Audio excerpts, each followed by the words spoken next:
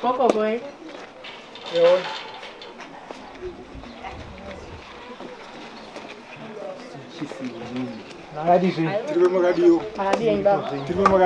Tiripo. Ini ndinoitwa Mr. Talent Madungwe.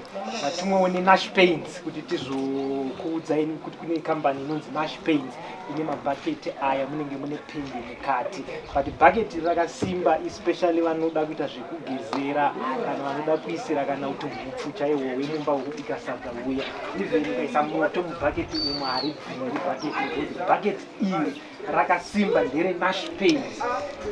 NASH PAINTS yacho inowanikwa pa 41 Kelvin muHarare ndopane zvekota yacho mugranite side muHarare kugranite side ndo mainowanikwa asi ine mabranches akawandisa muHarare ririmo muMarondera ririmo kunana Bulawayo kune rimwe futi zvebranch ririko reNASH PAINTS.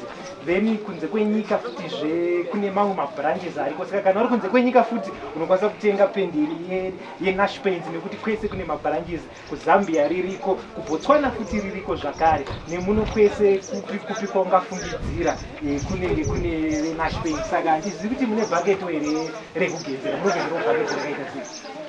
Mabhaketi atinogezera ndiwaya anonga achitobva kuiswa cooking oil aya tinotenga kune vanhu vanenge vabvaona kuna South Africa ndiwa tinotoshandiswa anenge akangoda kufanana neNASH PAINT iwaya. Aiwa akatosiyana munozati aya anenge akanzi cooking oil iya yeNASH PAINTS ndo kambani chaiyo inogadzira pendi vanogadzira pendi vega havatoiti zvokunotora kune imwe kambani. NASH PAINT yakugadzira futi nemapurasitiki here. Aiwa zvese tinogadzira nokuti ibhaketi reNASH PAINTS saka tongoti zvese ndezveNASH PAINTS ipapo. Ndo zvega here zvemabhaketi ndizvo zvega. Aiwa ini ndo zvandatumira kuti nhasi ndizo.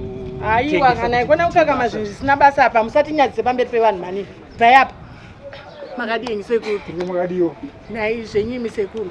Isusu tatumwa neveNASH PAINT kuti tikuzivisei kuti kune draw iriko kuNASH PAINT inonzi iPaint, iWin and iPhone. Saka zvamunoita imimi ndezvekuenda pa any branch reNASH PAINT munotenga anything chekuNASH PAINT, biti chemota chekuvakisa munenge matowana mukana wekupinda mudraw iro mobva mawina Apple phone muchero. Munoizivawo iPhone here mundani? iPhone? Ndinoiziva. Munoiziva? Imi munonyatsoiziva iPhone? Chokwadi. It is sure. Sure.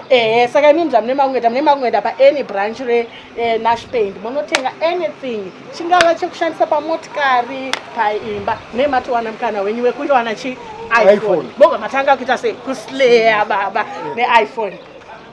Alright, handine ndazoziva zvavari kutaura ndizvo chaizvo kuti kune promotion kuNASH PAINTS kuti ukangotenga kana product yeNASH PAINTS pendi kana yetype yefurniture kana kuti yezvechii zvese kana yekupendesa imba unobva wawina foni yako. Saka ndinozoti vanhu vanoshandisa zvimwe zvimafoniwo zvisina kunaka. Saka mukana wauya wekuti iwewe ukakwanisa kungotenga pendi unobva watowana futi nefoni inonzi double buy. Nditi ukatenga chinhu 1 ubva waona zvinhu 2 but ndichatisa kuti ndizvo here futi zvakutaura. Imi musatipedzere nguva sekuru haikona kuvhiringidzirwa pfungwa dzenyu. Ini ndati endai kuNASH PAINT vonotenga any product there mune matowana mukana wekupinda muentry draw iriko yekuti munokwanisa kuwana mukana wekuwina Apple phone. Zvakutaurwa nevava hatidi kuti tinyadzisane pamberi pevanhu. Alright, ngatichiendai ndichitewo basa rangu imi muchitewo renyu ndichita zvandiri kuita.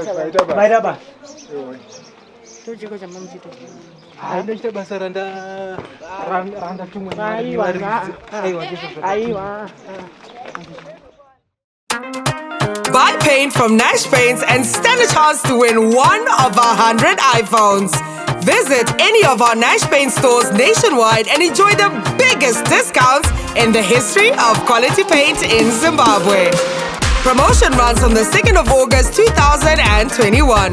Terms and conditions apply. With NASH PAINTS, iPaint, iWin and iPhone.